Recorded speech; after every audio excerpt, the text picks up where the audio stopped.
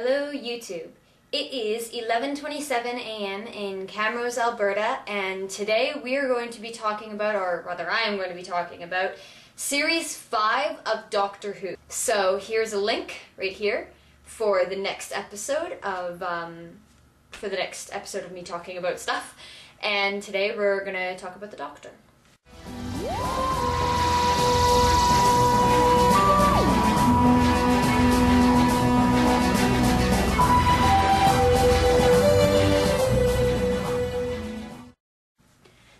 Okay, disclaimer. First of all, I don't own that piece of music. I just happened to have it laying around on my computer and I thought it seemed appropriate to drop in here, and I'll drop them in the rest of the videos.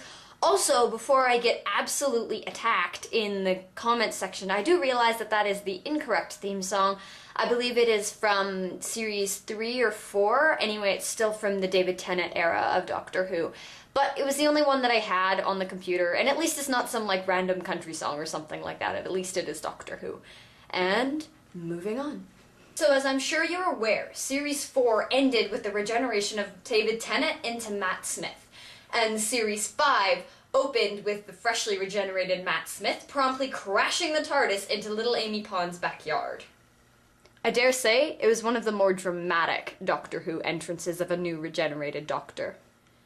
Yet somehow, this dramatic entrance somehow managed to work really, really well for the entrance of Matt Smith's portrayal of the Doctor. The interesting thing about the character of the Doctor is that he can be portrayed by radically different people and still somehow manage to be the same character, which is one thing that I really, really, truly love about the show, is how you can have, a total of, I believe, 13 different people to play the Doctor, and somehow he's still recognized as one person. He's still recognized as one character. It's really, really interesting.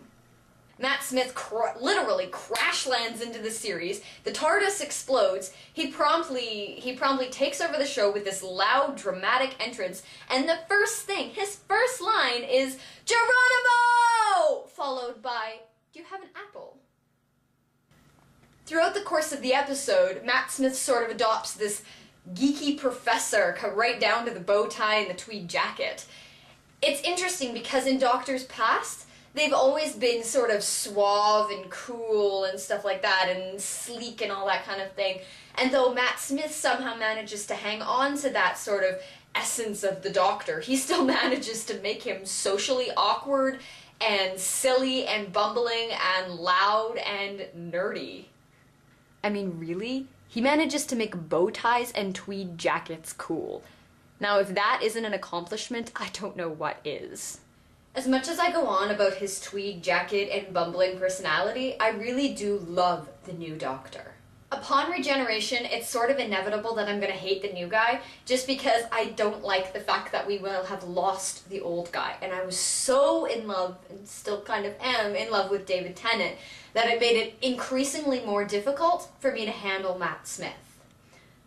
However, as the series progressed, I realized what an awesome replacement he was for David Tennant, what an awesome new Doctor he was. And if you're any kind of Doctor Who fan at all, if you can even consider yourself a Doctor Who fan, you have to realize that the show goes through radical changes every season. Whether it be the regeneration of one Doctor into another, or a new companion, or something as simple as a new bad guy introduced, there's always going to be a different change. There's always going to be something new from season to season. It's sort of the personality of the show. It just so happens that this year, everything changed all in one fell swoop. We got a new Doctor, a new companion, a new TARDIS, a new sonic screwdriver, new Daleks, new writer, new opening sequence, new everything. And for a person who got used to the old style, sometimes that can be a little bit difficult to handle. However, I do believe that it is worth it, because Matt Smith's portrayal of the Doctor really is fantastic. My favorite thing is his relationship with Amy Pond. I really, really like that relationship. I like how he treats her, I like how he takes care of her, but there's still none of that annoying romantic interest, which sometimes can get a little old, because the companions inevitably fall in love with the Doctor, and although I freely admit I would in a heartbeat, it still can sometimes get a little repetitive for the show. And though Amy Pond seems to have a physical interest in the Doctor, there isn't that lingering romantic thing. He treats her more like his best friend, which is really nice. His character is a little louder, he's more angry, he has a tendency to hit things and freak out and get angry and shout and scream, and one of my favorite scenes is in the Pandorica Opens when he's standing on top of Stonehenge screaming at all of the oncoming spaceships and challenging them to come down and daring somebody to go first.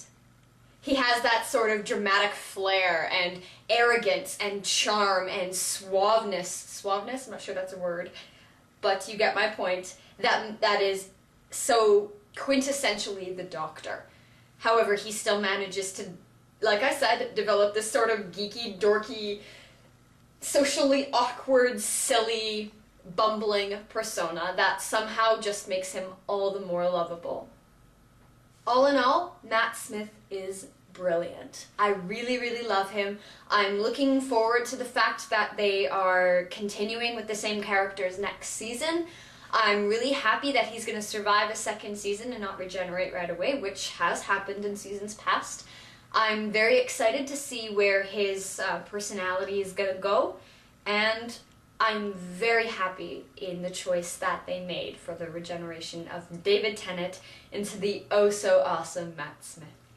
My next video is going to be talking about the companions, so if you liked this one, comment, subscribe, like me, please, because I'm still new to the YouTube community, and check out my next video. The link was at the beginning of this one for the video about the companions. In the meantime, I'm going to go make myself some tea. Cheers.